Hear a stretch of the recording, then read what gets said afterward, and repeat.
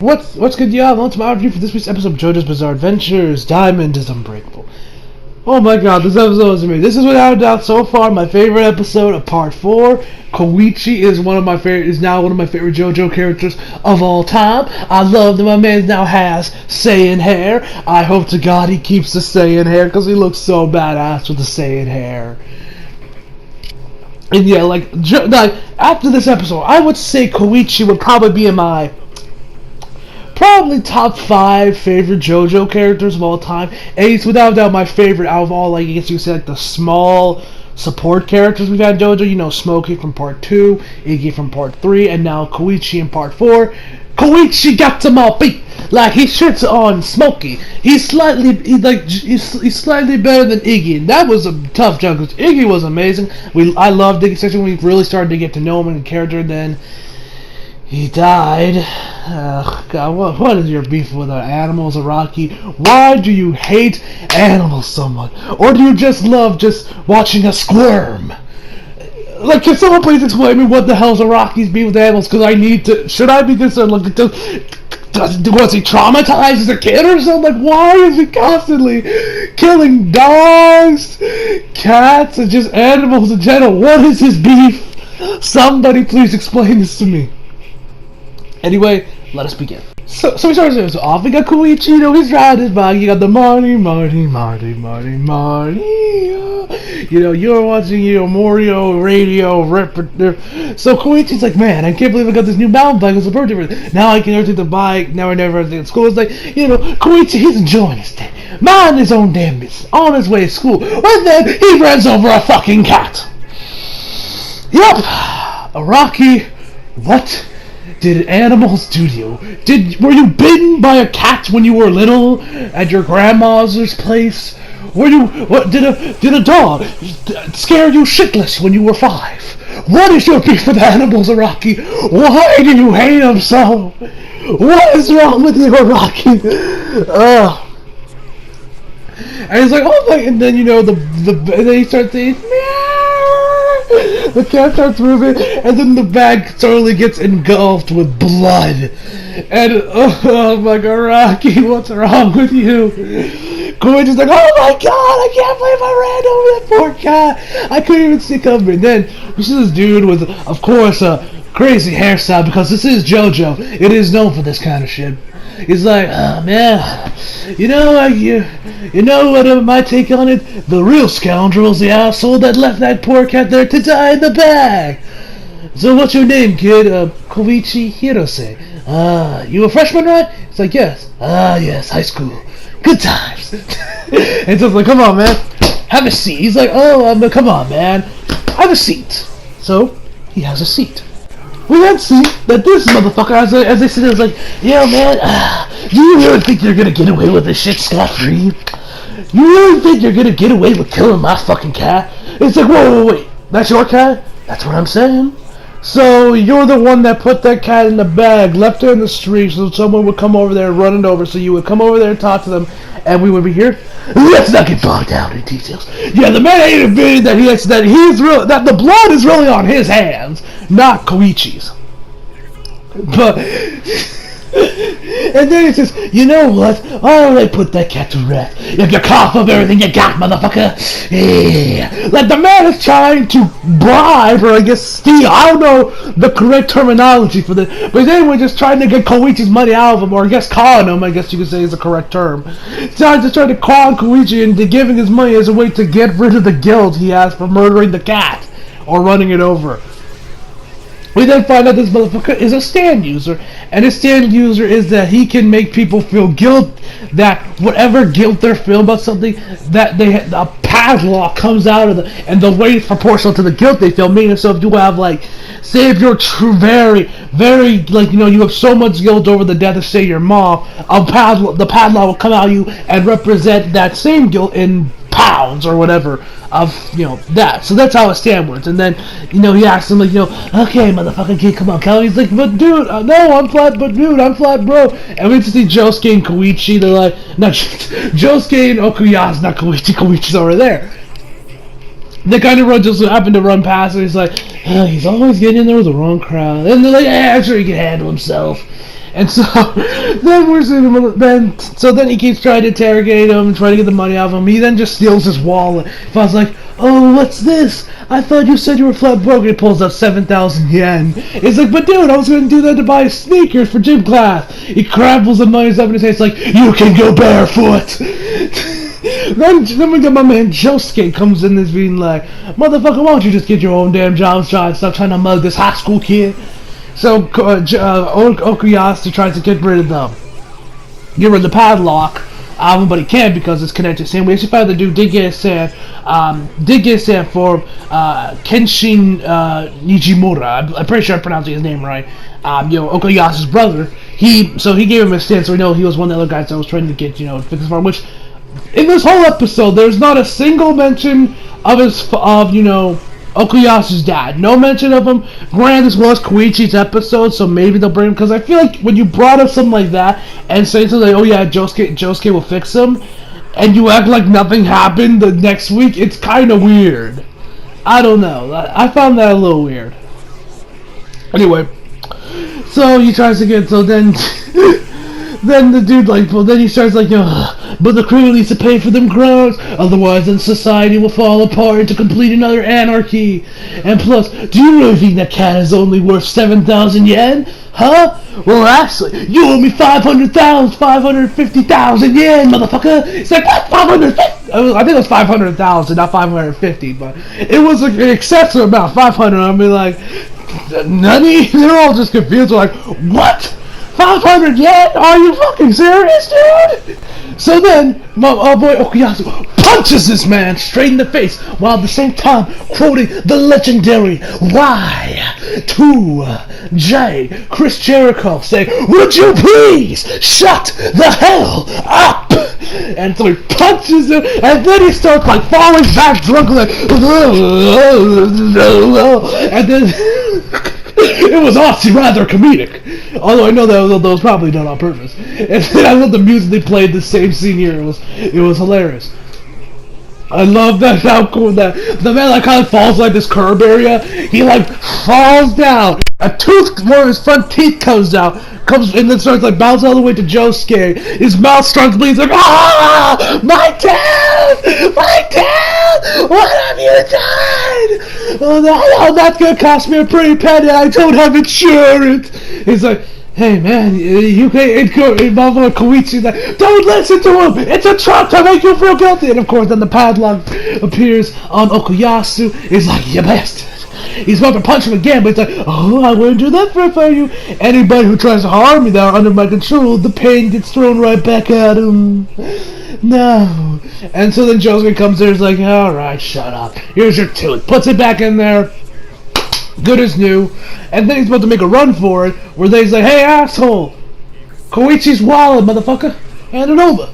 And he's like, oh, fine, here's your money. And so he hands him the wallet, then he pulls out the money. He literally left the corners. The corners actually have the dollar signs on them. Like, this is like 2,000 yen, this is 700,000 yen, this and that and the other. He just left that part. He took the actual cash itself. He's like, what a douchebag. I'm pissed off and that's not even my money. And so we get back to Josuke. We get back to Koichi. The man's round his bag. He checks his watch. He goes on back home to school. And then this motherfucker has no chill. And before he actually says that, I'm not done with you. I will get my revenge. And this is it. He's inside Koichi's house and he's massaging his mom's shoulders. This is like a Samoa Joe actually went to AJ Styles' house on SmackDown last week. This man got no chill. And so he's like massaging her. He's like, oh yes. And Koichi obviously is both confused, worried, and pissed off all at the same time about why this asshole in his house, why is he in my house, and why shouldn't I kill him right now?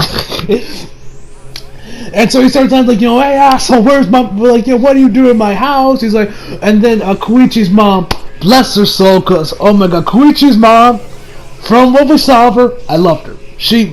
So bless her soul for what happened to her. Just bless her soul. So Like this was completely other crazy. And then so this man starts saying that oh yeah, he was here just to return his money. He's like, that's the least you can do, asshole, for what you pulled. And then he says that actually Koichi ran him over and stole his wallet, and he said that in there was 500 grams, give or take. This is too much! This is too much! And so he goes on about how he went to this restaurant, I believe it was called Johnny's, and he got the burger meal with some soup on the side that went to like, I think it was 1,800 yen. The receipt was in the wall that Koichi stole. By the way, whoever voices this guy in Neil's Dub did an amazing job. Vince, you did a good job casting this because he did an amazing job. Oh my god. I love JoJo. It's so much. I swear, this show is one of the most unintentionally hilarious series of all anime. JoJo is amazing, but yeah, I swear the show is unintentionally funny for so many reasons. I swear. Anyway, back to the episode. So then he tells the receipt was in the wall that Koichi stole, and then he checks his pocket, finds the wall, and then there's the receipt in there. So he's like, oh, he's telling the truth, Koichi. It's like, Mom, you have to believe me. He's lying. He's like, Mom, this starts hardcore guilt tripping Koichi's mom. He's like, well, the man has quite an imagination, but his bad habit of stealing and lying is quite a bad character. Don't you feel any guilt over your son's actions? He legit says that. Don't you feel any guilt? So then the padlock appears. And then he's going off and like, yeah, motherfucker, I own you. So I'm gonna milk you dry. First, I'm gonna take your house, and then see what else I can salvage from this place. Then Koichi's sister comes in. We find out that she too has a padlock. Motherfucker to our left explains how he actually, when she tried to give him tea, he made it spill on her, and he wailed to make it seem like it burned. And he says, "You should have seen how apologetic she was, so sweet and seductive. And she's a junior in all girls school. Yummy, fully grown and ripe for the picking. Oh, yeah, boy." Excuse me, sir. Allow me to introduce you to Kamo Shithead. Seriously, this motherfucker's a fucking no. I wonder about junior. I'm assuming when he says junior, I'm assuming he means junior in high school, because he's like, but maybe it's college because he says fully grown, fully mature and all that stuff. So I don't know if it means junior high school or junior in college. Whatever the case may be, it's still fucking disgusting. And at this point, our boy Koichi is like, you know what? Fuck this shit. Our boy Koichi. Then he gets the green aura. His hair turns into Saiyan hair. I really hope the Saiyan hair stays permanent. It doesn't go back to his aura because he looks so badass with the Saiyan hair. Tell me down in the comments below. Do you guys prefer Koichi with his normal, combed, pulled back hair? I don't know how else to describe it. Or the spiked up, pointy Saiyan style hair. I personally take the Saiyan hair over his normal hairstyle. That's me personally. And we see his hand. I gotta say, Koichi's hand, love its design. And so he's like, alright. Then Koichi's like, dumb, but he's gonna be like, bastard, I'm gonna make you fucking pay. And then he punches him a few times. He's like, ah! Wait a minute. That didn't hurt at all. Damn you bastard for making me fear over nothing. And he's like, I will show. A stand is all about mental fortitude. You're a weak spirit. He just goes off and he's like, what? But then we notice there's kanji on his cheek.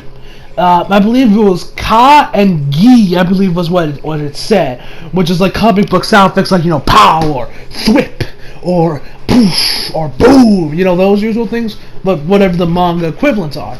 And so then he starts hearing this ringing in his ear that sounds like, Koichi's punch sound like. He's like, and then he punches him a couple extra times, get more so he's like, Dad!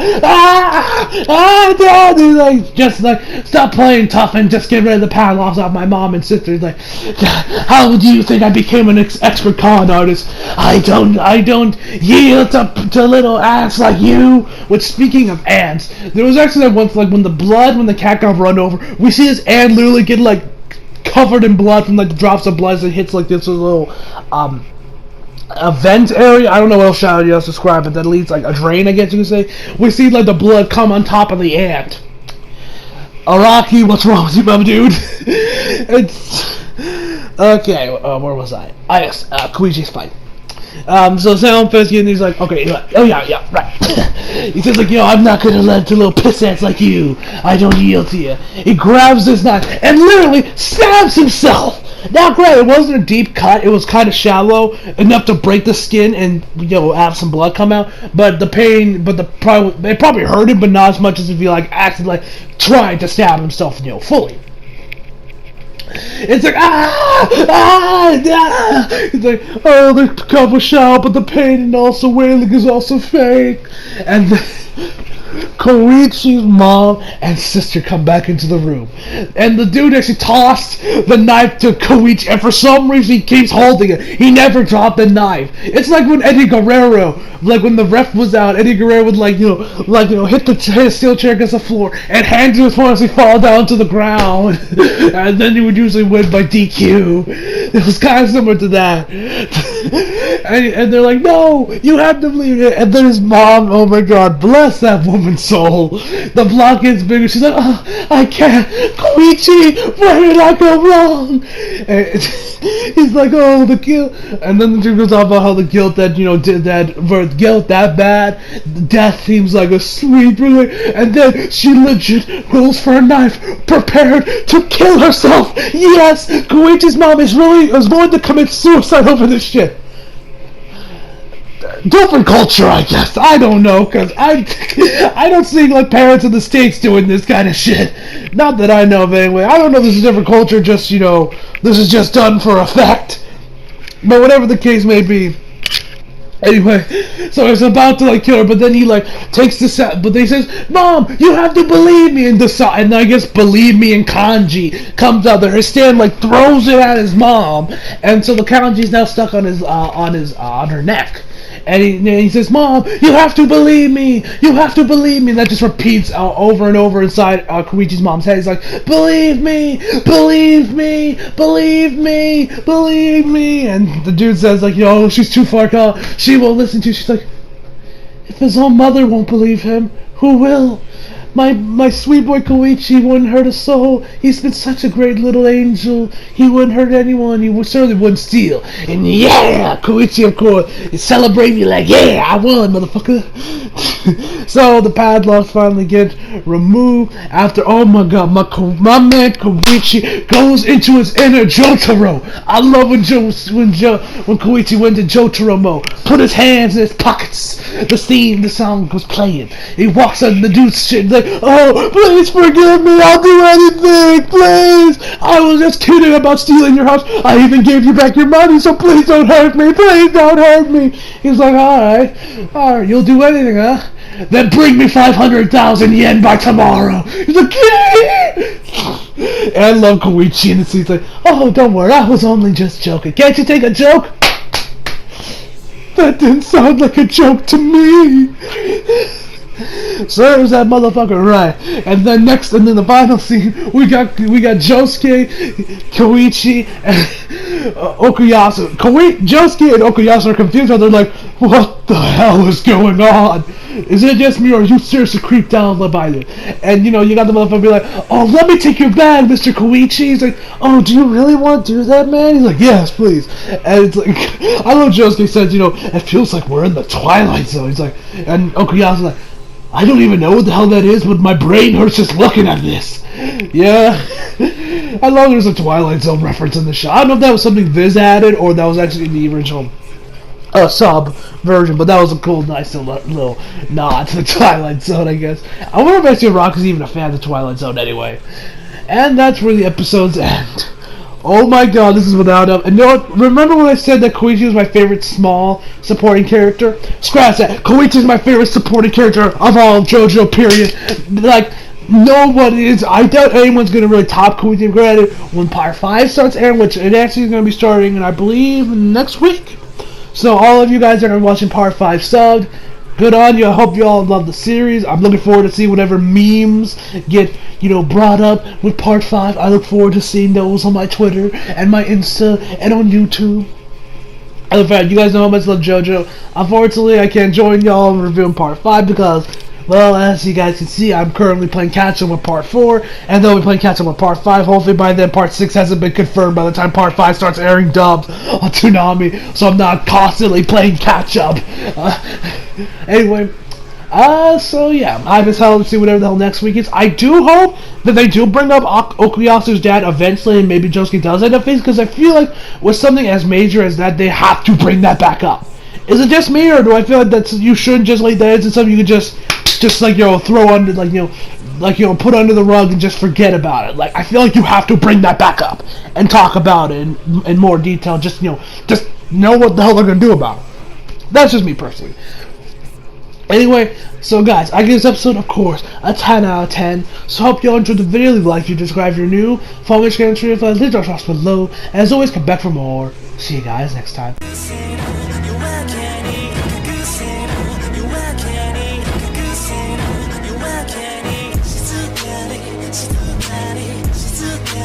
She's